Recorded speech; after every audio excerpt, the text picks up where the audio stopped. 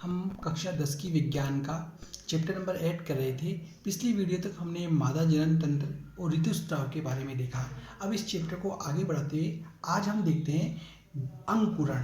अंकुरण क्या होता है? देखिए बच्चों, अंकुरण देखिए, सबसे पहले हम इसकी परिभाषा क्लियर करते हैं।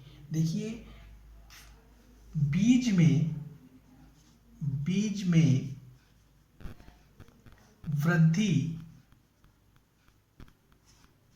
करने की जो शुरुआत होती है, ठीक है, उस स्थिति को अंकुरण कहते हैं। ठीक है, अंकुरण की डेफिनेशन ये होती है कि बीज में वृद्धि करने की जो शुरुआत है उस स्थिति को हम क्या कहते हैं? अंकुरण कहते हैं। करेक्ट। अब देखिए बच्चों, प्रश्न कैसे, तो इसके लिए हम छोटा सा एक एक्सपेरिमेंट करते हैं। देखिए बच्चों, हमने ये एक छोटा सा चने का बीज लिया। ठीक है, चने का बीज लिया। ठीक है, इस बीज को हमने कुछ 1-2 दिन के लिए पानी में भिगो के रखा। 1-2 दिन पानी में रखा। ठीक है, 1-2 दिन इसको पानी में रखा। उसके बाद इस बीज को निकाल करके इसके आवरण को हमने हटाया। ठीक है, इसके बाद आवरण हटाया। ठीक है, आवरण हटा करके इसके आवरण को हटा करके जब इसके अंदर की संरचना को हमने देखा तो हमें निम्न संरचना प्राप्त हुई। इसकी निम्न आंतरिक संरचना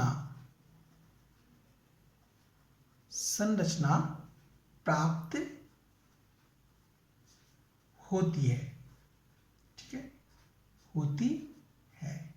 हमने ये बीज लिया, इसे हमने 1-2 दिन के लिए पानी में रखा। उसके बाद इसके ऊपर के आवरण को हटा दिया जब ये फूल गया। ठीक है, और इसके आवरण के हटाने के बाद जब हमने इस बीज को खोला तो हमें निम्न प्रकार की आंतरिक संरचना प्राप्त हुई। देखिए बच्चों, इस प्रकार की हमें एक छोटी सी आंतरिक संरचना प्राप्त हुई।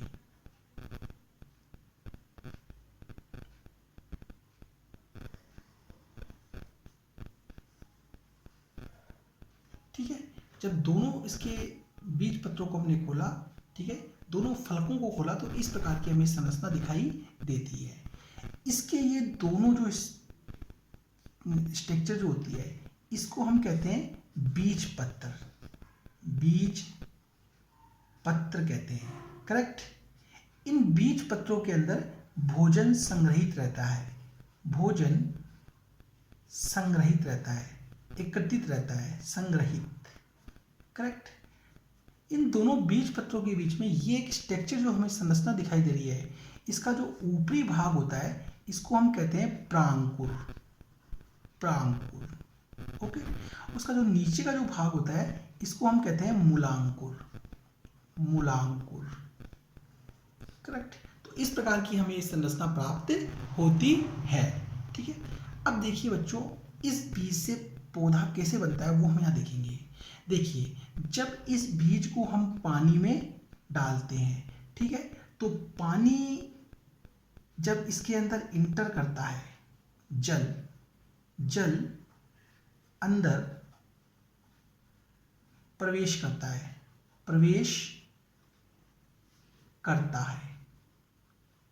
करेक्ट।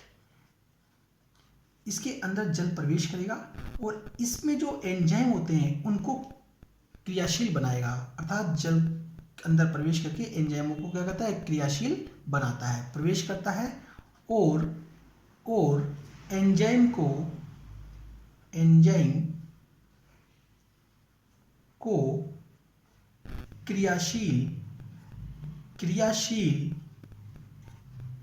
क्रियाशील और एंजाइम को क्या करता है, क्रियाशील बनाता है।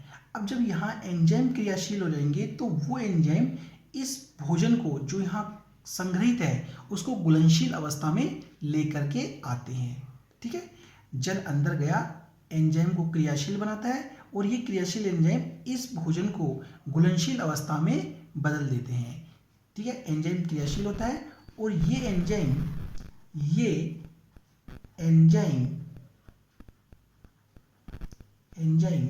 भोजन को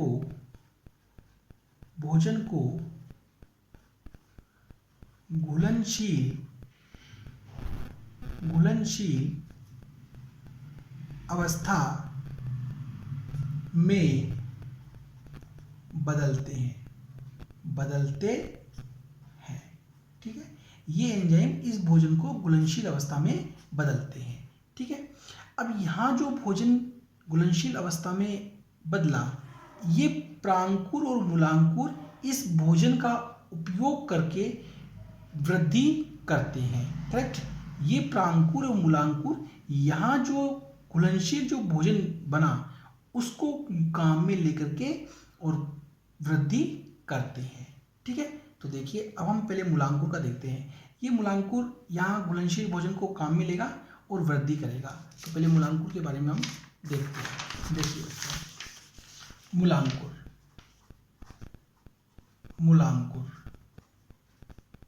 देखिए मूलांकुर यह वृद्धि करके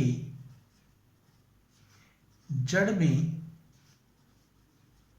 बदलता है। ठीक है, और ये जड़ें भूमि में नीचे वृद्धि करके लवण, जल, खनिज तत्व अवशोषित करती है।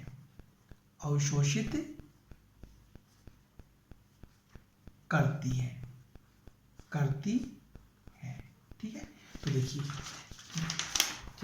ये जो मूलांकुर होता है ये धीरे धीरे वृद्धि करता है और जड़ में बदल जाता है। ठीक है, देखिए बच्चों, इस प्रकार हम कह सकते हैं कि ये इस प्रकार ये जड़ में वृद्धि करता है। ये वाला पोर्शन इस प्रकार धीरे धीरे जड़ में बदल जाता है। ठीक है, इस प्रकार ये जड़ के अंदर बदल जाता है।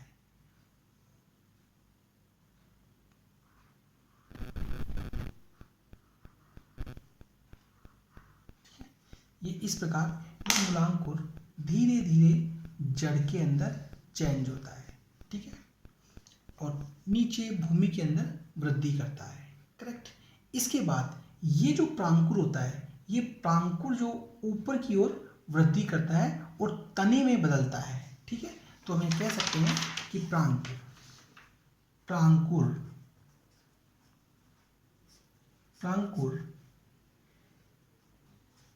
वृद्धि करके तने में बदलता है। ठीक है, और इस तने पर पत्तियां निकलती हैं।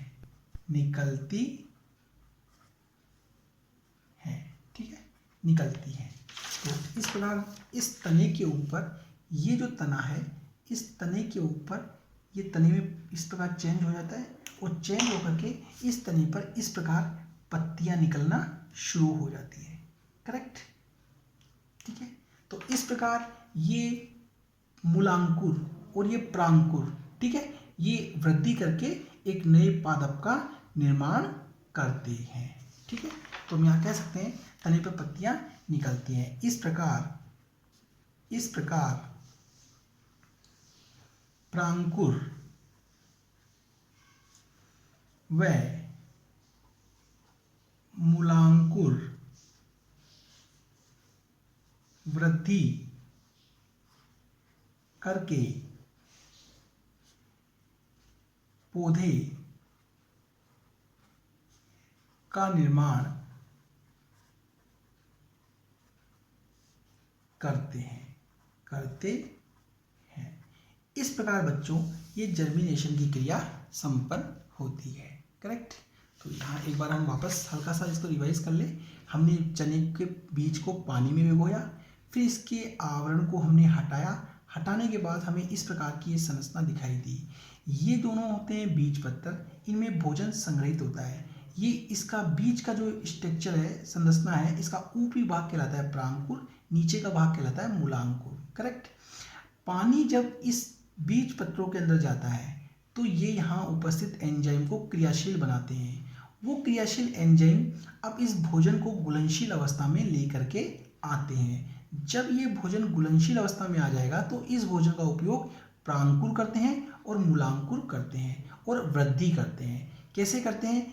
मूलांकुर धीरे धीरे वृद्धि करेगा और जड़ में बदल जाएगा। जैसे देखिए यहाँ पे जड़ में बदल गया। इसी प्रकार प्रांकुर तने के अंदर बदल जाता है। ये तना तने के अंदर बदल जाता है और कुछ समय बाद तने से पत्तियां विकसित होती हैं। इस प्रकार ये प्रांकुर और मूलांकुर एक पौधे का निर्माण करते हैं। ये है बच्चों अंकुरण की क्रियाविधि। देखिए,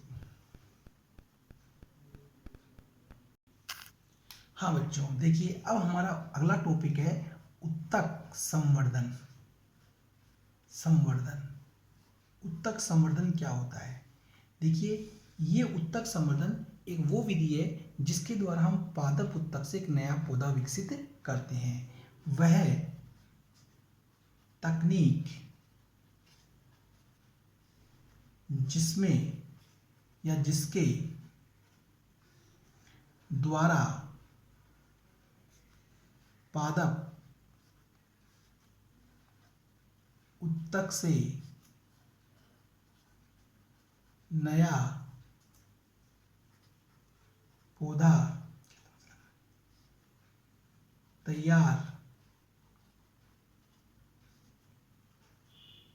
करते हैं। ठीक है, वह तकनीक जिसके द्वारा पादप उत्तक से नया पौधा हम तैयार करते हैं। कैसे? तो इसको हम एक प्रयोग के द्वारा समझेंगे। देखिए बच्चों, पहले हम एक एक करके प्रयोग करते हैं।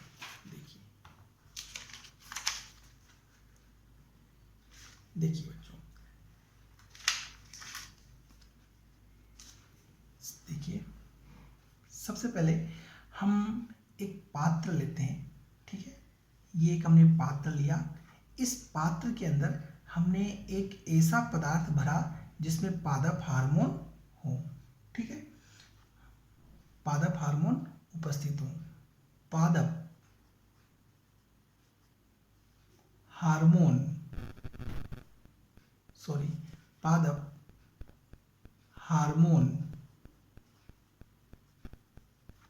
युक्त पदार्थ। ठीक है, हमने पादप हार्मोन युक्त एक पदार्थ लिया। ठीक है, इस पात्र के अंदर अब हमने इसके अंदर कुछ पादप उत्तक के कुछ टुकड़े हमने इसके अंदर रखे। ठीक है, ये होते हैं पादप उत्तक के टुकड़े। पादप उत्तक के टुकड़े। ठीक है, देखिए बच्चों, तो हमने सबसे पहले क्या किया, एक पात्र लिया। उस पात्र में हमने एक ऐसा पदार्थ भरा जिसके अंदर पादप हार्मोन उपस्थित हो। अब इसके अंदर ये हमने पादप उत्तक के कुछ टुकड़े हमने इसमें रख दिए। करेक्ट, तो इसको पहले हम राइट करें। सबसे पहले हमने क्या किया, सर्वप्रथम फर्स्ट हमने पात्र में ऐसा पदार्थ लिया जिसमें पादप हार्मोन उपस्थित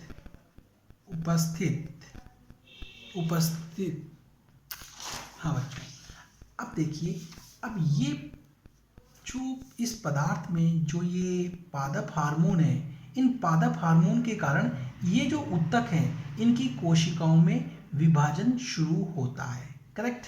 तो हम ये कह सकते हैं जैसे आगे की स्टेप में कि ये पात्र के अंदर ये छोटी छोटी उत्तक, ठीक है, ये उत्तक है, ठीक है, इन उत्तकों के अंदर ये पादप कोशिकाएं क्या हो गई, बनना शुरू होती हैं। पादप कोशिकाएं ये बनना शुरू होती है, ठीक है। इन कोशिकाओं के समूह को हम क्या कहते हैं, केलस, ठीक है। ये पादप उत्तक के छोटे छोटे टुकड़े हैं, इन छोटे छोटे टुकड़ों से कोशिकाएं बनना शुरू होती हैं, अर्थात ये उत्तक छोटी छोटी कोशिकाओं में विभाजित होना शुरू हो जाते हैं। हाँ बच्चों देखिए, ये दोबारा देखिए, ये जो पादप उत्तक होते हैं, इन उत्तकों में इस हार्मोन के कारण कोशिका विभाजन शुरू होता है और छोटी छोटी कोशिकाएं बनती हैं। इन कोशिकाओं के समूह को हम क्या कहते हैं, केलस। तो हम कह सकते हैं पादप उत्तक का केलस में बदलना, ठीक है, कोशिकाओं के समूह में बदलना। करेक्ट। अब हम इस बात को इस प्रकार राइट कर सकते हैं कि इस हार्मोन की वजह से इस पादप हार्मोन के कारण उत्तक की कोशिकाएं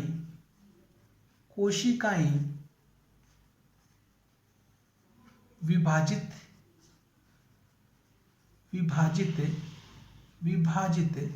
होना शुरू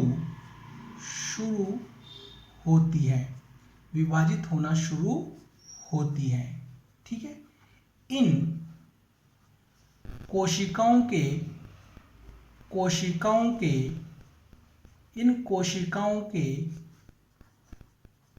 समूह को केलस कहते हैं। इन कोशिकाओं के समूह को केलस कहते हैं, ठीक है, ठीक है। अब नेक्स्ट आगे देखते हैं हम। देखिए बच्चों, अब यहाँ पे ये केलस विकसित हो गए।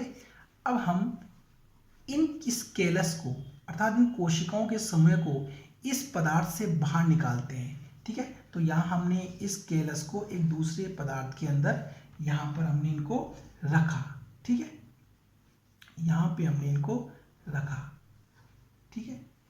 ये देखिए, इनको हमने यहाँ पे रखा और अब इस पात्र में हम एक ऐसा विलयन भरते हैं, ठीक है, जिसके अंदर पादप की जो ये कोशिकाएं हैं, इनकी लंबाई को वृद्धि करने वाला पदार्थ इसमें हो, ठीक है। इस पात्र में हम एक ऐसा पदार्थ भरेंगे जिसके अंदर पादप की कोशिकाओं की लंबाई, इन कोशिकाओं की लंबाई को बढ़ाने वाला हार्मोन उपस्थित हो, ठीक है। तो हम देखेंगे कि उस हार्मोन की वजह से ये जो कोशिकाएं हैं ये धीरे धीरे इस प्रकार लंबाई में क्या करेंगी, वृद्धि करेंगी, ठीक है। ये कोशिकाएं धीरे धीरे इस प्रकार लंबाई में वृद्धि करती हैं। तो हम ये कह सकते हैं यहाँ पे कि केलस लंबाई में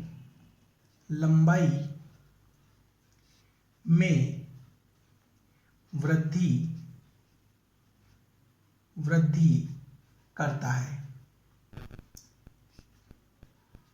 ठीक है। केलस, ये जो केलस होता है ये लंबाई में क्या करता है, वृद्धि करता है। ये कोशिकाएं लंबाई में क्या करती हैं, वृद्धि करती हैं। करेक्ट। अब इसके बाद हम इस केलस को निकालते हैं इस विलयन के अंदर से। तो अब इसके बाद इस बात को हम इस प्रकार लिख सकते हैं, इस केलस को ऐसे पदार्थ में रखते हैं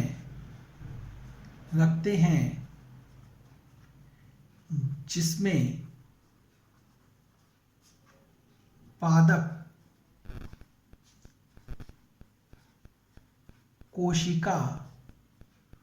कोशिका की लंबाई में वृद्धि करने वाले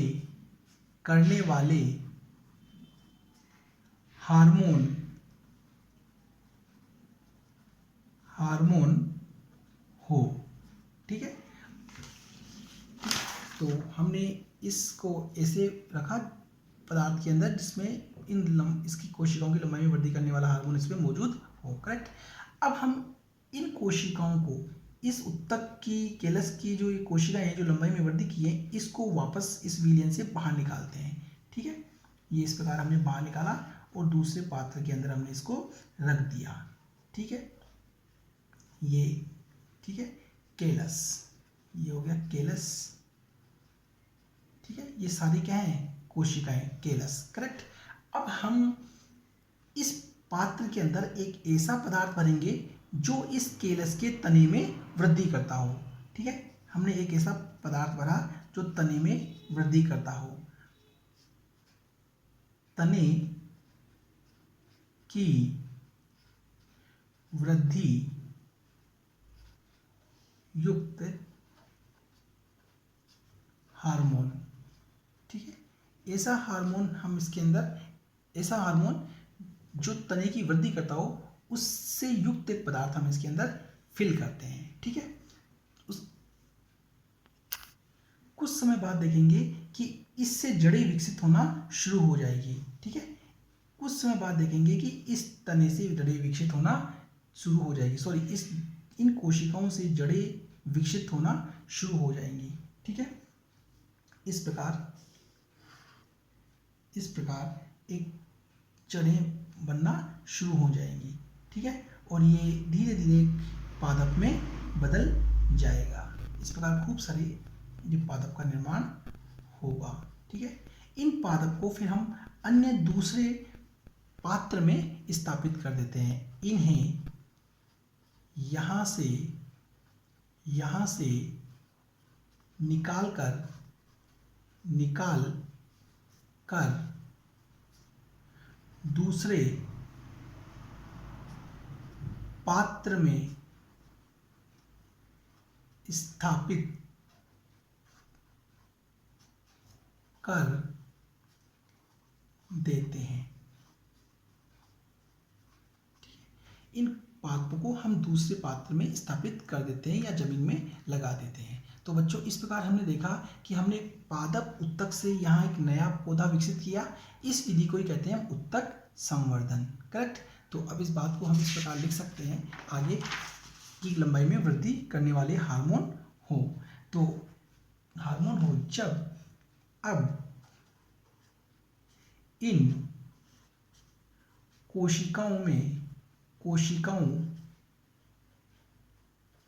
कोशिकाओं से जड़ें विकसित होती हैं। जड़ें विकसित होती हैं।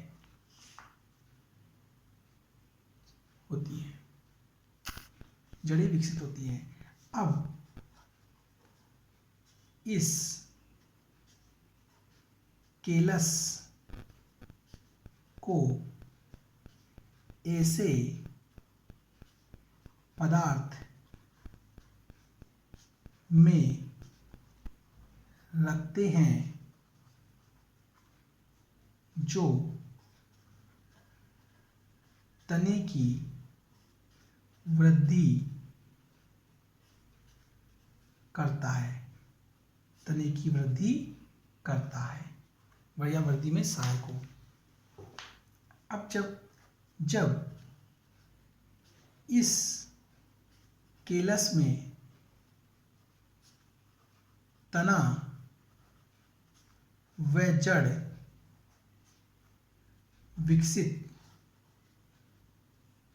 विकसित हो जाए तो इन्हें अलग पात्र में रखते हैं।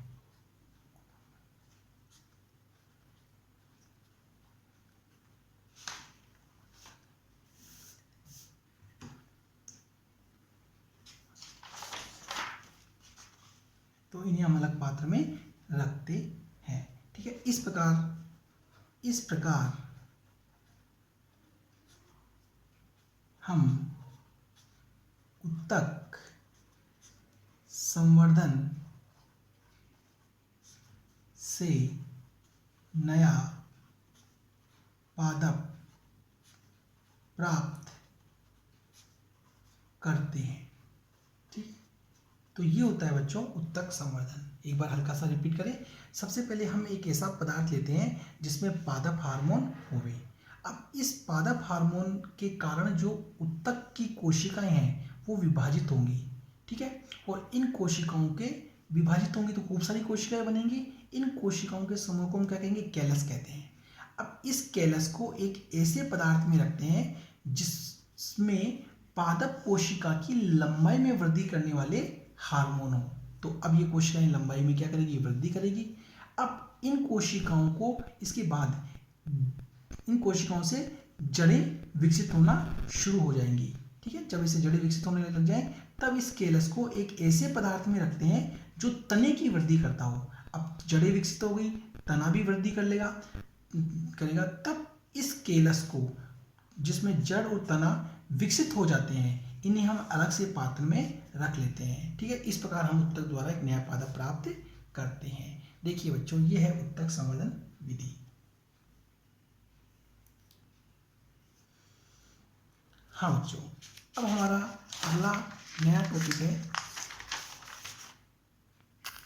हाँ बच्चों, अब हमारा अगला टॉपिक है गर्भ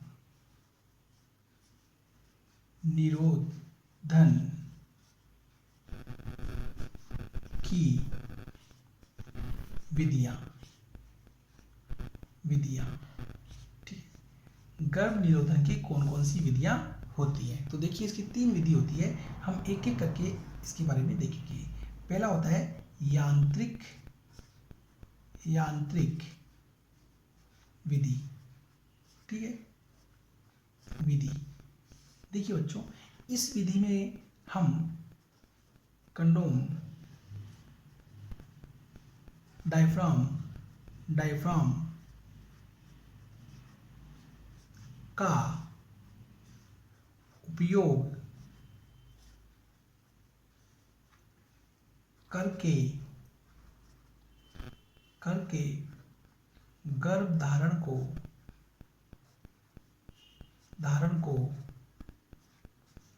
रोकते हैं। ठीक है, रोकते हैं। तो यांत्रिक विधि में क्या करते हैं? कंडोम और डायफ्राम का उपयोग करके गर्भधारण को रोकते हैं। ठीक है, ये पहली विधि है।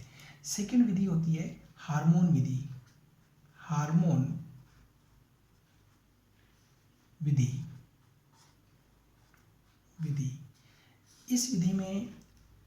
इस विधि में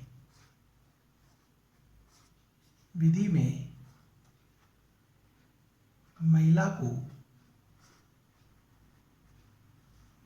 को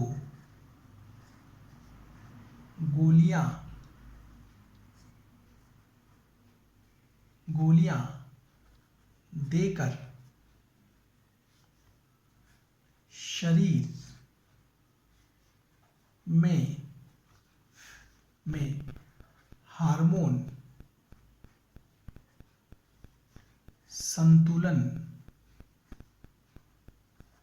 हार्मोन संतुलन को नियंत्रित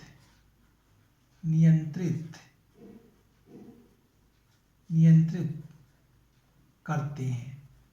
ठीक है, हार्मोन संतुलन को नियंत्रित करते हैं, जिससे गर्भ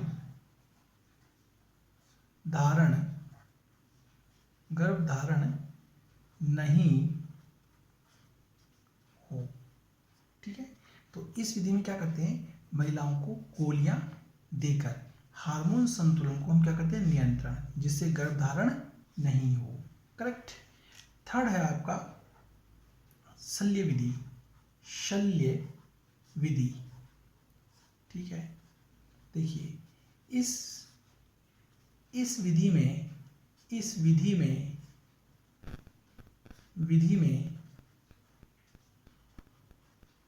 पुरुषों की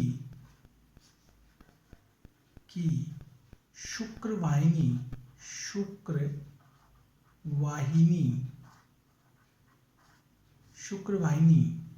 व मादा की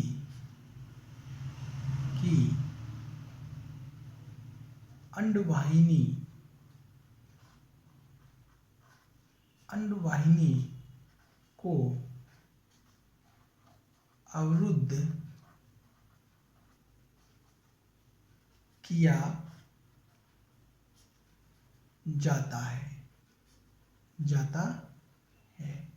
जिससे गर्भधारण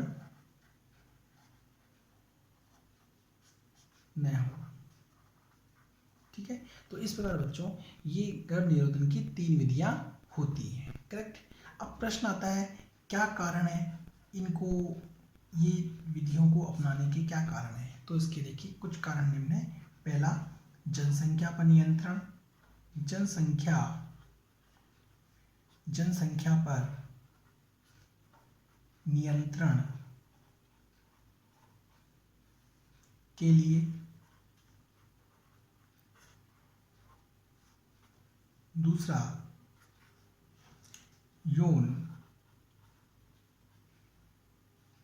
संचरित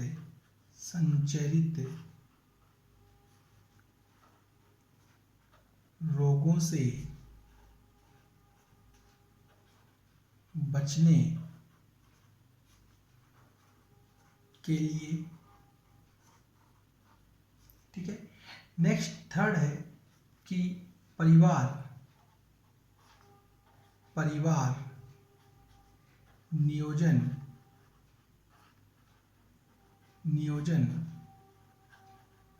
अपनाकर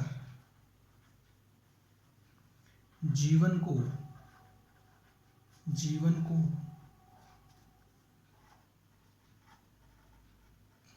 खुशहाल